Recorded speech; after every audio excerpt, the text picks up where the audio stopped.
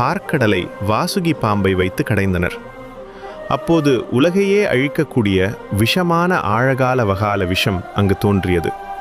அதை யார் குடிப்பது என்று இருவருக்கும் வாக்குவாதம் எழுந்தது. அப்போது தேவர்கள் சிவபெருமானிடம் உதவி கேட்டனர். சிவபெருமானும் அந்த ஆழகால விஷத்தை எடுத்து பருகினார்.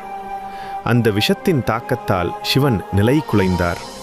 அப்போது அவரை தாங்கி பிடித்த பார்வதி அந்த விஷம் உடலில் இறங்காமல் இருக்க சிவனின் கழுத்தை இறுக்கி பிடித்தார். அதனால் சிவனின் கழுத்து நீண்டது. அந்த கொடிய விஷத்தின் தாக்கம் சிவனை ஆட்கொள்ளாமல் இருக்க விடிய விடிய சிவனை வீழ்த்திருக்க வைக்க வேண்டும். அதனால் சிவகணங்களும் தேவர்களும் சிவனின் முன்பு தாண்டவம், நாட்டியம், இசைக்கச்சேரி என்று ஆடி சிவபெருமானை தூங்காமல் வீழ்த்திருக்க வைத்திருந்தனர். அதனால் மகா சிவராத்திரி அன்று தூங்காமல் வீழ்த்திருந்து சிவநாமத்தையும்